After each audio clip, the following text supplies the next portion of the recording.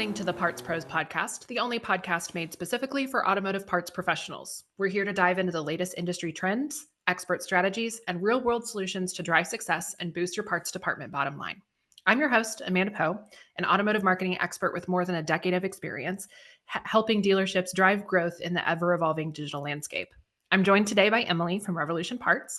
She is from our official sponsor and is an e-commerce guru with 5 years of hands-on experience working with both OEM and aftermarket parts industry leaders. Hi, Emily.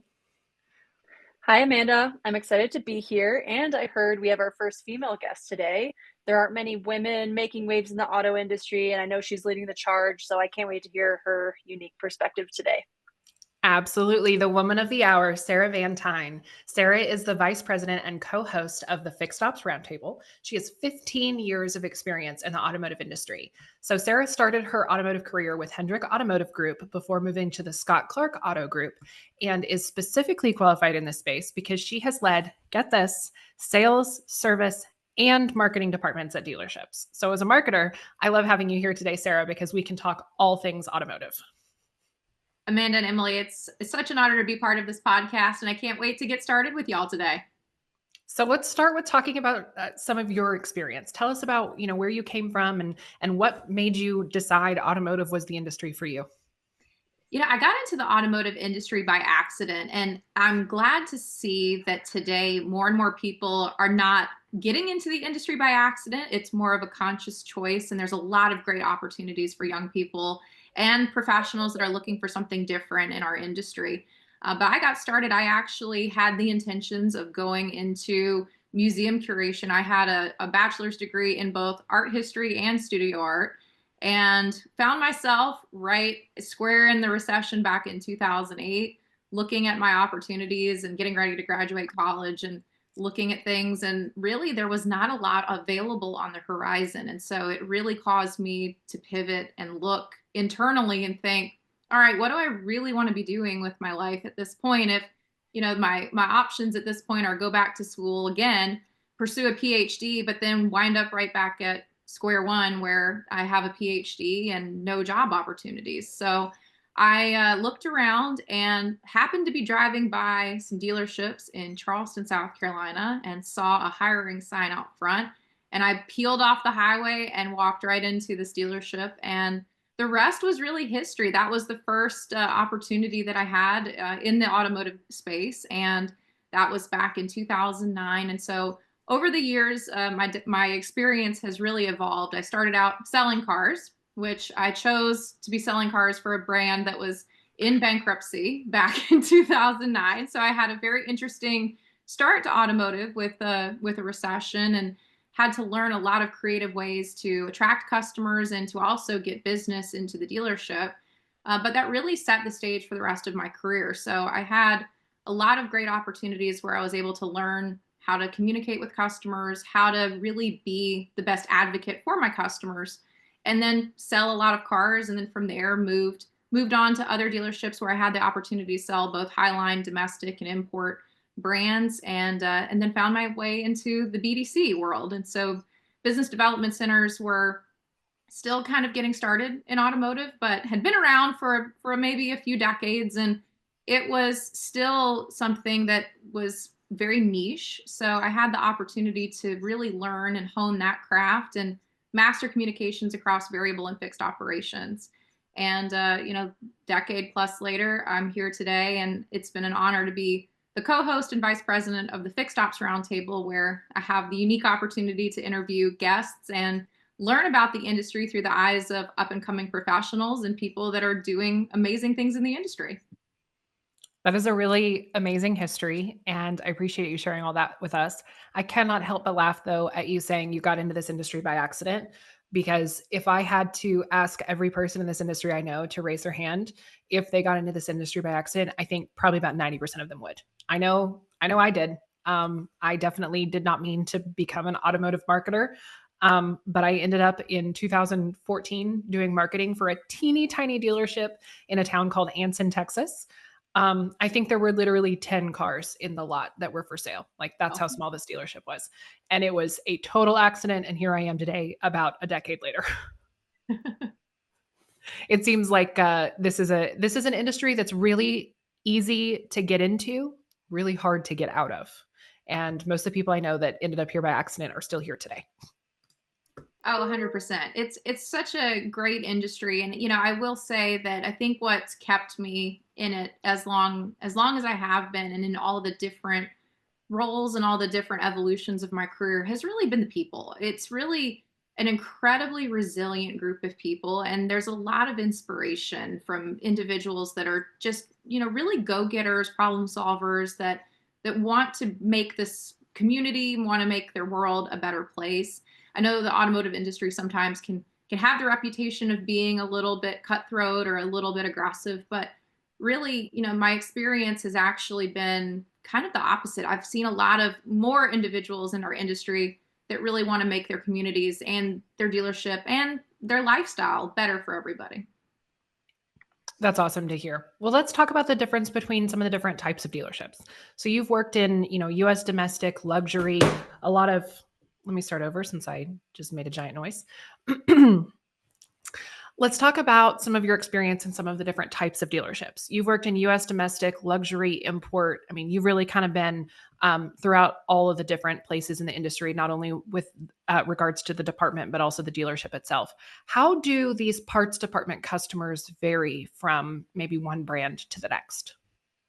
That's a great question, Amanda. And really, at the end of the day, what has been the most interesting thing that I've observed after handling thousands of phone calls and talking to thousands of customers over the course of my career, when it comes to parts and when it comes to the service department, the customer's expectations really aren't that different. It's really amazing. At the end of the day, you think about a domestic customer, maybe they're driving a Ford or a Chevrolet, and they're looking at their vehicle and they want a part. Maybe they want tires. Maybe they're interested in getting an oil change or having their maintenance done on their vehicle. The expectation that they have is that they can get their vehicle to the dealership within a reasonable amount of time, have that work performed, and stay updated throughout the process.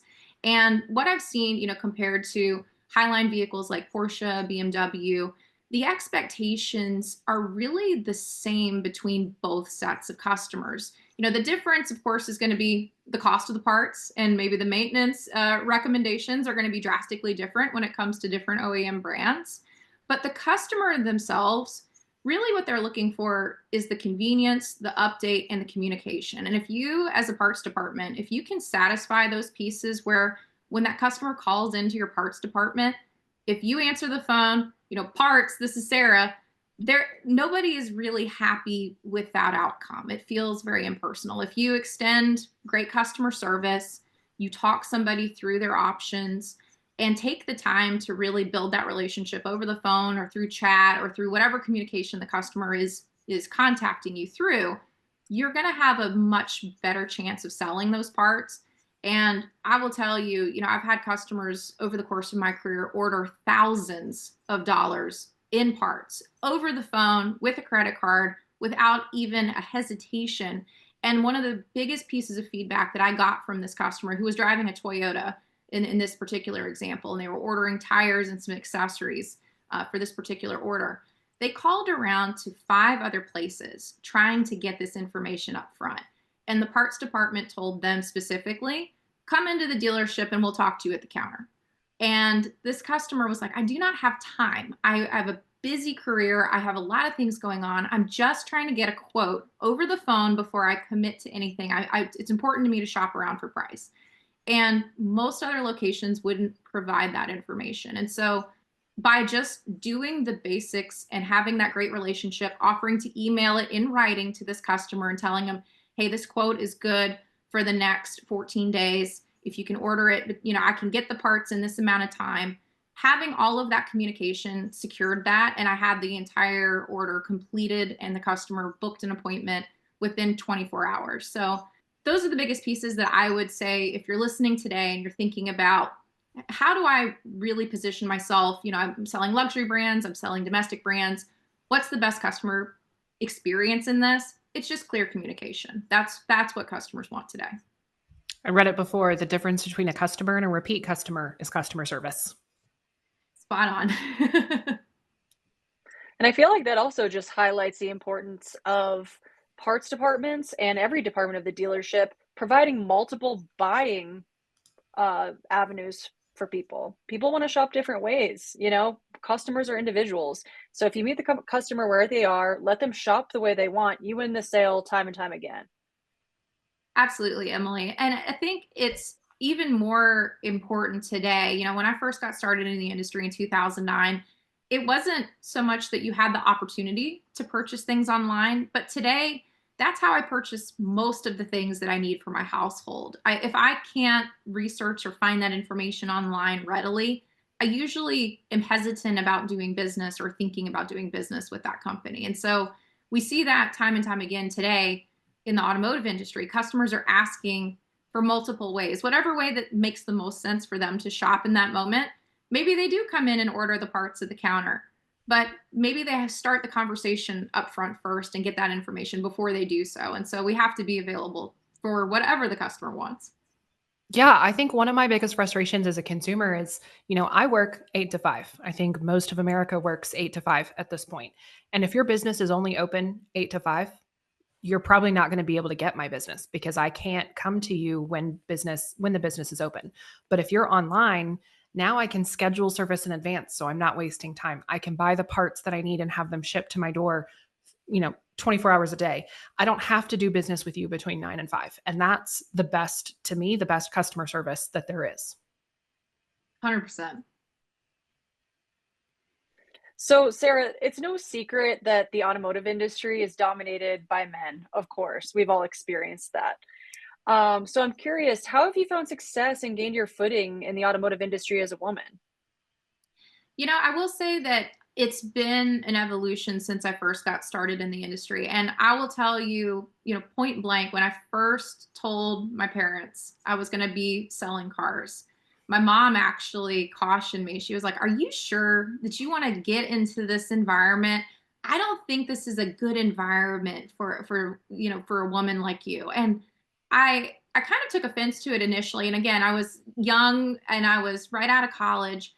And part of me was a little bit defiant about the fact that I wanted to get specifically into car sales. I felt like I could do it.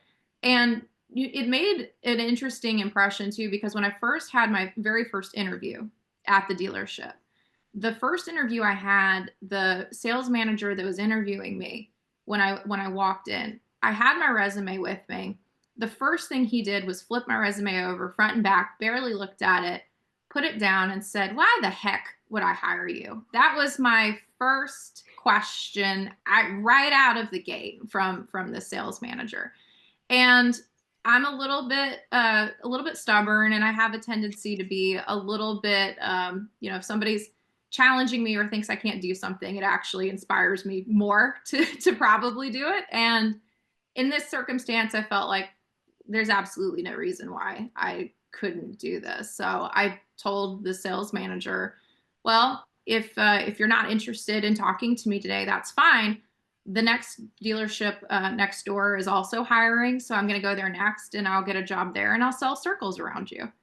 And that was my response. And part of the reason that was my response is I didn't feel like I had the job. I felt like the door was shut, so I had nothing to lose by standing my ground on it. But it actually had the reverse option. The sales manager kind of paused and was like, "Whoa, okay, this woman's coming in hot, and she seems a little feisty. So maybe she does have something that I'm not seeing on the surface." And so, when I first started my first day in the dealership, similar experience. I came in and they had hired at that time 13 other people. I was the 14th salesperson that they hired. So we came in with a big group. And the general manager's rallying speech was, "We have every intention of only keeping one or two of you. So we'll be firing you all over the next 90 days. So we'll see who can cut it and where everybody is." And so, I had a salesperson approach me my first day and say, "I've got money that you're going to be out of here within 2 weeks. So I hope you don't disappoint me." And yeah, that was my start to the automotive industry. But, I will say, even though it sounds like that was kind of a rough and terrible start.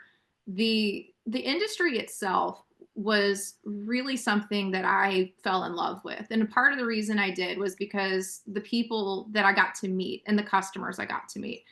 I had so many people that were coming in that had been to other locations, that were thinking about buying a car. They had credit challenges because this was back in 2009, and people were, upside down in their vehicles. They had problems with financing. They're trying to maybe move into a newer vehicle because their family was growing.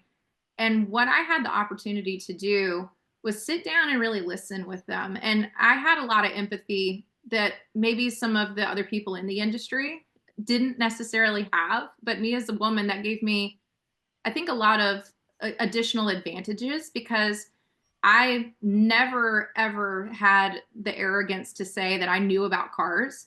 I didn't know hardly anything about cars. And I had customers that would challenge me on that. They'd be like, what's the gear ratio on this truck? And I said, I don't know, but I'll go look it up. And and that was the truth. I don't think, a lot of salespeople could really know that information unless they'd been doing it for a long time. And and that was just the candidness that I brought into the conversation with my customers. And so I think, because I never tried to be inauthentic or try to be somebody else, a lot of customers felt that common ground with me. So within the first few months when I was working at this dealership, I started selling a lot of vehicles, and it just continued. And I got very good about being always, available for my customers.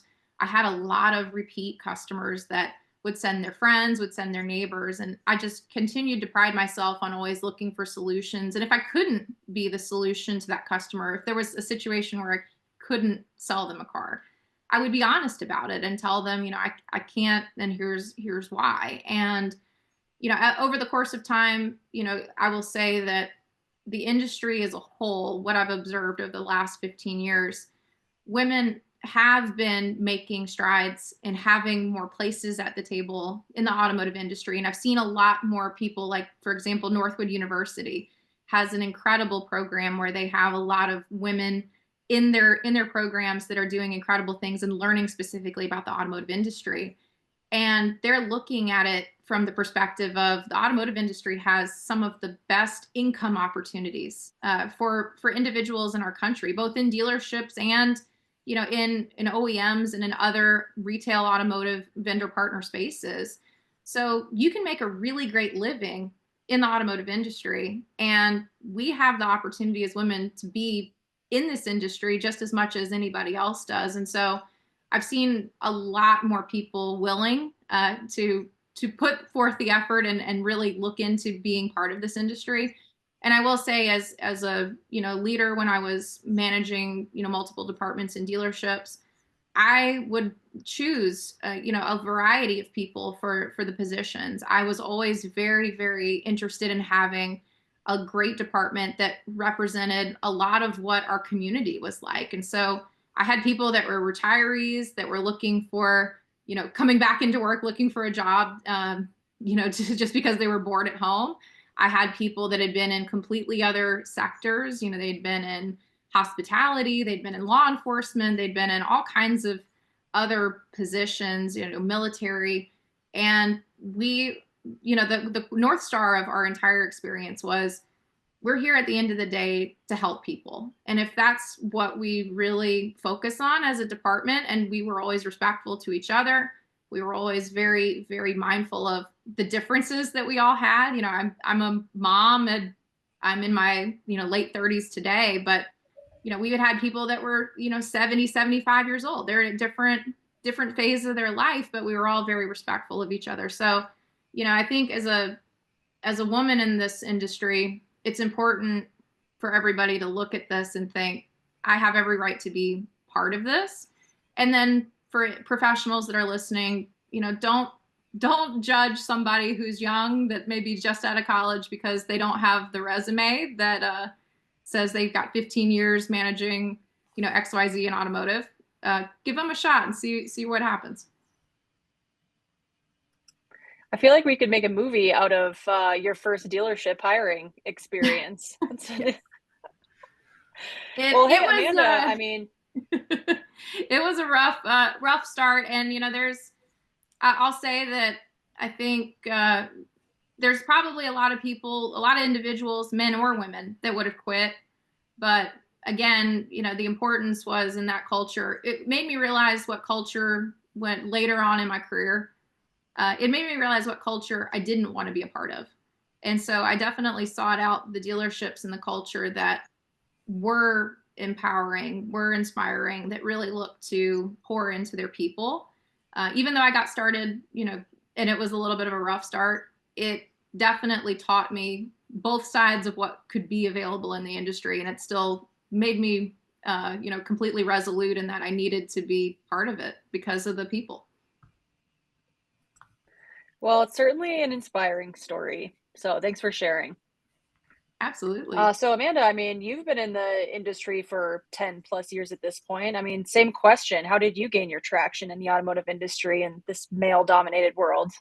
It's kind of funny. My start was very similar to Sarah's. I remember very early on in my career walking into the general manager's office. I was in marketing, so I was responsible for making sure that the sales team were making their sales. And people don't realize how important marketing is to the dealership world. As if you're not bringing people in the door, if you're not convincing people that your dealership is the dealership to go to, then the sales team can't close those sales. And gathering those leads is essential to the success of the dealership. And I remember walking into the general manager's office, and the first thing he did was cuss me out and yelled at me and was very abrasive and very rude. And I left his office and I went and I got a Dr. Pepper and I sat down and I thought about it and I calmed down and I said, if I don't hold my ground, I will not make it a week. So I held my ground. I went back in his office and I said, we have things we need to talk about. And we need to talk about the marketing. We need to talk about our messaging. We have to talk about, what we're doing digitally so that we can bring these people in the door. And in that conversation, I gained his respect. And from that point forward, he always spoke to me with respect. And I earned my place at the table. But I don't think that it's any harder for men to earn their place at that table than it is women. It's hard in this industry to earn your place at the table, period, because it is an abrasive industry. It is, there are a lot of people. It's a good old boys club, right? Where if you don't match the energy that they give you, you don't survive. And you got to be tough. You got to have a spine. You got to learn when you need to calmly and respectfully hold your line. And so I learned that really early on. And I've spent, the last decade, I've been inside of hundreds of dealerships, and I have had the weird looks as I am walking through the service drive. The only woman in the entire building. I have had the weird looks as I'm sitting in board meetings that people don't think I belong in. And I've had the applause of salespeople who are grateful because I'm helping them, earn money for their families. So it's a very, very similar story, I think, to Sarah's start. But the thing that I would tell women in this industry is respectfully hold your line. I think I'd say that to anybody in this industry. Respectfully hold your line, stand your ground, know what you're about, be confident in what you say, and you will earn respect quickly and easily with most people in this industry. I think that there's a lot of people that are a little bit more abrasive and they're a little bit ruder because they want to test. They want to see if you're strong enough to make it. Well, now I know how you turned out to be such a badass, Amanda. So it is trial by fire, man. Trial by fire for sure. I, like Sarah, have worked in some dealerships that I would never step foot back in that dealership if you paid me. But I've also worked in some dealerships that I still talk to those people on a regular basis, and I can't wait to go visit them and see them. And if I travel to a new city, I'm one of those weirdos that I travel to a new city and I like to go try new food and see the sights, but also I like to stop and visit the car dealers I know in that city so I can, say hi and catch up with them. So you make friends. It's a big industry, but it's small. You make friends and you make enemies pretty easily. So be careful. Well, I wouldn't want to make an enemy of you, Amanda. Definitely not. Well, hey, switching gears a little bit. Sarah, what do you see are the biggest challenges parts departments are facing in 2025? That's a great question, Amanda. That's a great question, Emily. I think the biggest piece that parts department are really facing is again going back into that customer communication and just being open to the multitude of channels to sell parts. That's really, I think, the key to what this industry is heading towards, just collectively, when it comes to service, when it comes to vehicle purchasing. I think dealerships will continue to have a seat in this economy and with the vehicle maintenance and repairs, and also with selling cars. I don't think dealerships and the dealership model is going away at all. But I think that the biggest element that parts departments need to be paying attention to is just continuing to stay ahead of the curve when it comes to how they're doing business today. There's a lot of dealerships out there that are content with just having people come up to the parts counter and just having the business that's going into the door, right there, their brick and mortar facility. And they may not even have a voicemail box set up at their parts department. The phone's just ringing and the parts counter person is not even paying attention to that phone. It may not even in some cases be plugged in some parts departments that I've seen before. And those parts departments are going to struggle when it comes to maintaining the sales and the volume that they need to do. With fixed operations today, we're seeing a lot of opportunities where customers want the vehicle serviced at their house, or they want the vehicle, basically they want to take the waiting in the showroom or waiting in the dealership out of the equation. They want to drop their car off or have the technician come out to their driveway and service their vehicle. And if dealerships are offering those kinds of services, they're seeing a lot of opportunity when it comes to parts sales too. So I think from a challenges perspective, if you're not open to the idea of continuing to evolve your parts department, looking at ways to sell parts online to your consumers, whether it's, through your own, e-store, if you have it listed in your navigation on your website, if you have it on Amazon or eBay, whatever methods that you feel are best for your brand and your market.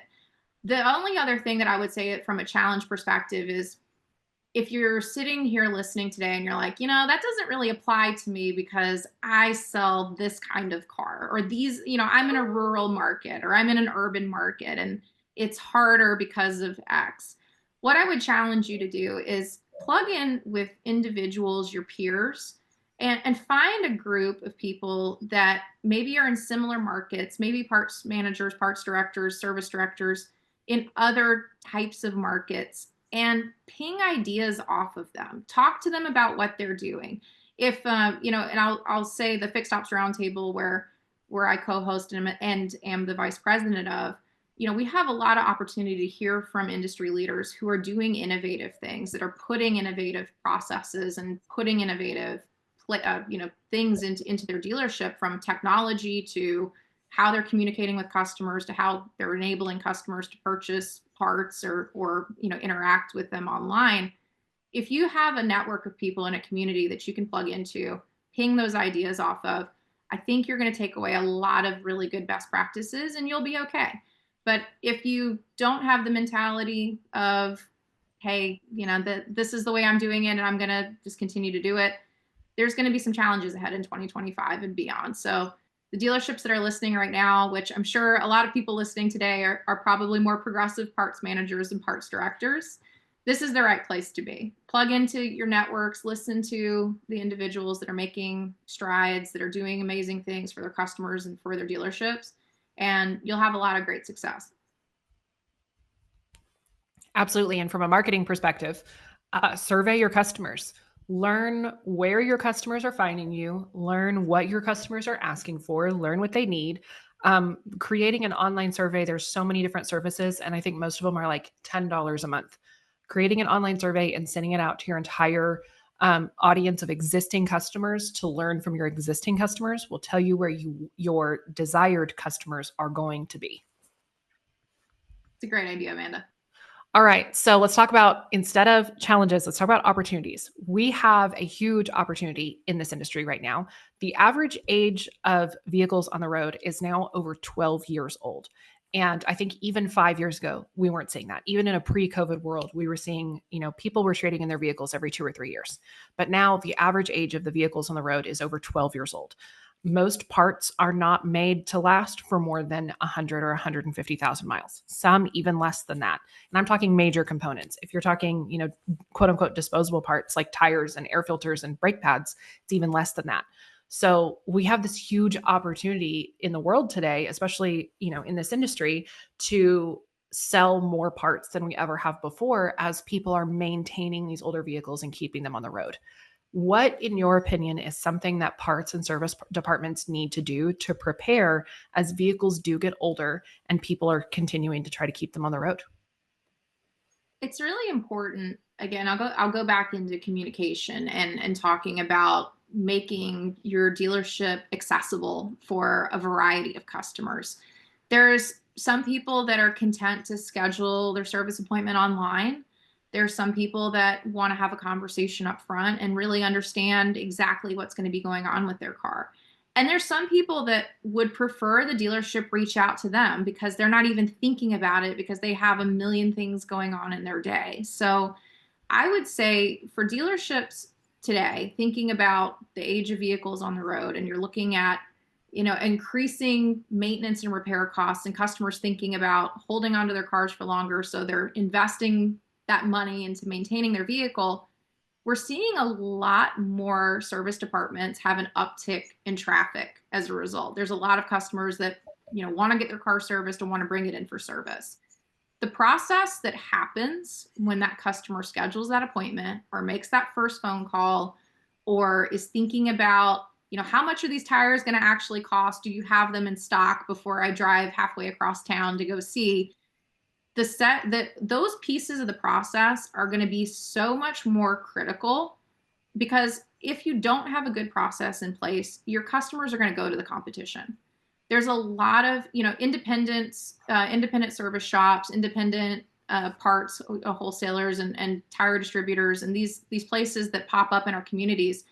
They were created because dealerships turned away the service business a long time ago. That's how they really got started. It was because dealerships didn't want to deal with oil changes, or they didn't want to deal with, with a brake job. So they turned it over and said, that this is something that I don't have the time to do today. You can come back in 2 weeks, or you can come back, 3 weeks from now, or whatever it is. And dealerships feel the pain of that today, because now you have individuals that are going to these independent shops and these independent places to go get their oil change done in 30 minutes. And we as a community with automotive dealerships have to look at the entire customer experience and be very surgical in how we choose to operate our businesses. There's incredible dealerships like, I will say, Bozard Ford Lincoln down in St. Augustine, Florida. I had the opportunity to go down and see their facilities firsthand. They have an incredible mobile service fleet that goes out to customers. And they have today, it's like 78 mobile service vans. And these technicians go out and they do a variety of work on these customers' cars. But then they also have the ability that if a customer wants to come in for service, they still have the dealership right there. They can come in for maintenance. They even have, a restaurant on site, so customers are comfortable if they're there at their dealership. And so, there's organizations like that are looking at ways. How do I revolutionize the customer experience? How do I make myself stand out from my competition? And there's a lot of different ways that dealerships listening today can do that in their footprint and in their markets. You may have some dealerships that are single point and they've only got 10 bays in their whole, service department. So there's ways that they're going to have to juggle resources and timing and technicians, but there's creative ways that you can do that. And then there's some places that have, 78 bays and hundreds of technicians working for them. There's ways that those businesses can revolutionize and look at updating their current processes to sell more parts and sell more services to customers. But the key today is really focusing on the process, focusing on how your customer books their appointments, how they communicate with you. And if you're listening, one of the best resources that I would say to do is shop as if you were a customer, your own store. Go through the entire process and see what happens. And you'll be amazed to find holes in parts of places. Like maybe the link and navigation on your website doesn't work correctly as intended, or maybe the phone number you called accidentally goes into a voicemail box that nobody has checked in forever because you forgot it existed. There's all kinds of things like that happen, and it's not necessarily intentional. It's just that we get focused on a million other things in the course of our workday. We have 100 different tasks that we have to complete, and sometimes those little nuances in the process go by the wayside. So for people today, the best advice I would give: start looking at your processes, find the biggest opportunities, and then make a plan to fix them and implement them or adapt them over time. That's a great answer. That's along those lines. That's something I've been teaching dealerships since I started in this industry is if you want to gain customers or you want to keep the customers you have, you've got to eliminate the friction. Find out where the friction is and get rid of it. Is it, is your website slow? Do you put people on hold for long periods of time? Is it difficult for them to buy parts? Is it difficult for them to schedule service? Anywhere where you can eliminate friction, you are less likely to lose your customer because you are making it easy for them to spend money with you. And I take that right there into every aspect of my life. If I'm going to spend money, I want it to be easy to spend money. It's like toll roads. I live in Texas, so we have toll roads everywhere. If I'm on a toll road, I better be going fast because I am not paying to sit in traffic. And it is that I take that personally into every aspect of my life. If I am going to spend money, I want it to be easy and a good experience. So I always tell dealerships, find the friction and eliminate it. And sometimes it means automating things. Sometimes it means taking away automations. You never know until you test it yourself. It's so true, Amanda. And I'll share a quick story because this was actually something I used to do managing the BDC department at Scott Clark many years ago. But one of the exercises I would do with new hires would be you had to make each individual in this particular group. I said you had to make 2 phone calls, one to a dealership, and I gave them a specific make and model and year that they were going to be calling about. And I wanted them to ask for an oil change price. And then they also called an independent to ask that same question. And it was a great exercise because the next day when we all got back together and the question, I would say, all right, what'd you find out? Let's talk about it. And in this particular circumstance, we had 24 total phone calls between all of the new hires that were made. And so we had 24 examples of customer situations where they were calling a dealership just to ask the price, how much is an oil change on a 2018 Toyota Camry? And what was really fascinating about that entire exercise is that in some places, they'd get the price out the door with tax. Other places, they'd get an about price. It's about this much money, roughly. And then there were other places that said, I don't know, and transferred them back to someplace else, and they never got an answer. And that whole experience was really eye-opening. But the number one takeaway that I asked at the end of it was, did anybody ever ask you, once they gave you that information, if you wanted to book an appointment? And the answer was no, across the board. And I did this exercise so many times. In most circumstances, maybe there was only one example where a place did offer that appointment, but most of them did not. So it was a great learning opportunity for my people because I said, how much more impactful would it be for your customer if they're asking that price and they got the answer to it? What's the next step? They need to get the car service. So taking that friction, like you said, Amanda, out of the equation, it's a simple little fix in the process, but the success that we had as a business was exponential because of just that one little additional question that happened in the course of that phone call. Absolutely. Years ago, I worked with a Kia dealership in Florida. And before they would schedule service on a vehicle, they required that you give them your VIN number. And I don't know about the listeners here. I don't know my VIN number. We own multiple vehicles and I don't know a single VIN number. And they kept having people who say, oh, I got to go find it and I'll call you back. I got to go pull up my insurance card. I'll call you back. And nobody would ever call back. And they didn't understand why they were losing so many service appointments. And I told them, because you have created friction. You have made it hard for people to schedule their service appointment. And they're like, well, we don't know what parts to order if we don't have your VIN number. Get a year, make, and model and schedule the service appointment. And if you think it's going to be a custom part, ask After you get that service appointment scheduled, send an email or a follow-up phone call to see if you can get the VIN number. Don't make them give you their VIN number before they're willing to even schedule the appointment. And it was crazy. They were losing so much business. And when they removed that VIN number step, their service business just absolutely skyrocketed overnight because they eliminated the friction. And so now anytime anybody asks for my VIN number, I have like flashbacks to that. I'm like, please don't ask me my VIN number. Just ask me a year, make, and model, and just assume I know my year, make, and model, and then confirm my VIN later if that's absolutely necessary. Well, guys, I think that's all the time that we have today. I know we've gone a little bit over our usual time, but I want to thank you all for listening to this episode of the Parts Pros. For more information on the Parts Pros and our official e-commerce sponsor, Revolution Parts, visit partsprospodcast.com. Be sure to subscribe on our website at partsprospodcast.com or Spotify, Apple, Amazon, YouTube, wherever you catch your latest podcast so that you don't miss our next episode. And we'll see you next time. Thanks, guys.